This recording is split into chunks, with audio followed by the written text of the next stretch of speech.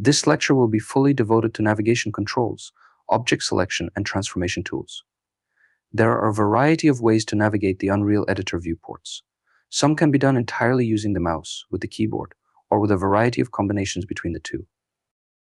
Personally, I find that the most comfortable way to navigate the viewport is by using the keyboard and mouse simultaneously. Hold the right mouse button anywhere in the viewport and move it around to rotate the camera in any direction you desire.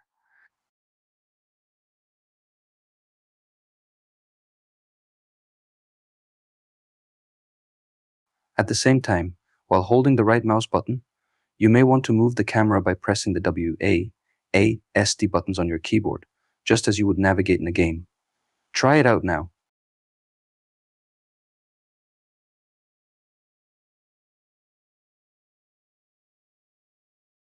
You can also hold the Q button to lower the camera or the E button to raise the camera. Please pause the video and practice this for a while. While you navigated, you might have felt that the camera speed can be a bit slow or fast to your liking. Well, you can adjust the camera speed by using this button,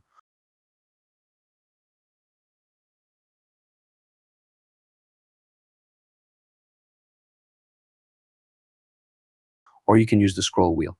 I find the latter way much more comfortable. Try it out for yourself. Note that you should hold your right mouse button for camera speed to change while using the mouse scroller. These are different selection and transformation tools. When I say transformation, I mean translation of the object in space, rotation, and scaling. This first selection tool can only select an object in the viewport. You can't move it with this tool, which is a good thing, as in some cases I don't want to transform the object but simply to select it and edit its details. To move anything in the X, Y, or Z axis, you should use this Select and Translate tool. As you can see, a gizmo appears at the object you selected. The blue arrow is the Z axis. By default, it moves objects up and down. The red arrow is the X axis, while the green arrow is the Y axis. You can drag these arrows to translate the object in space. Try it out now. You can also move selected object in two axes simultaneously. For that purpose, you grab the gizmo in these parts.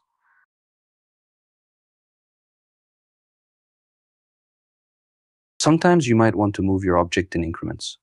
It's super handy if you're building a level with modular components like modular walls or railings. Here's an example.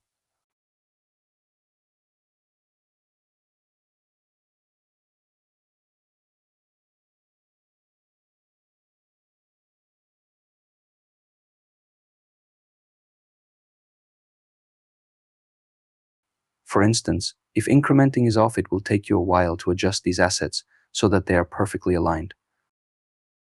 Or you can choose desired increments here and do the same procedure effortlessly. I will set increments to 10. Now, if you move the object, it will move in 10 Unreal Unit increments.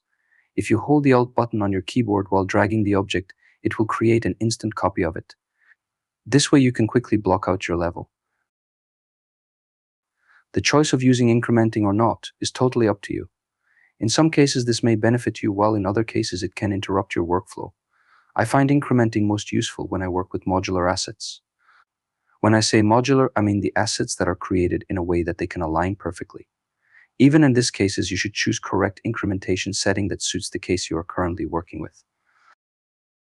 To turn off increments, just click on this button. Please note that you turn incrementation on and off for translating, rotating, and scaling separately. These are the corresponding buttons.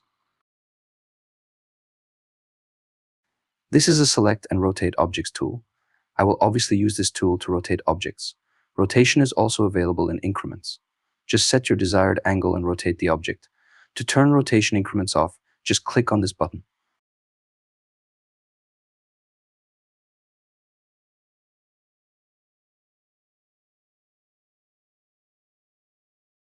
Finally, this is the Select and Scale tool.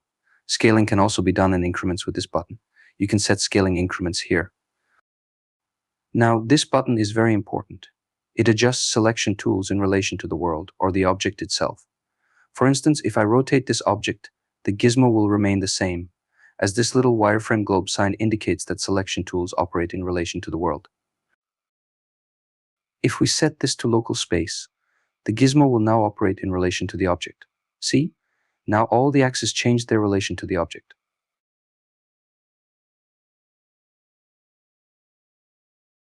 As you can see, select and transform tools operate very differently, based on their relation to the world or the object. There are many case scenarios where you would prefer to choose one or another. Finally, this is the surface snapping button. If enabled, actors will automatically rotate to match the alignment of the surface they snap to. Before proceeding to the next lecture, please check out the resources of this lecture. I provided you with a link to the official Unreal documentation, where you can find more information on navigation.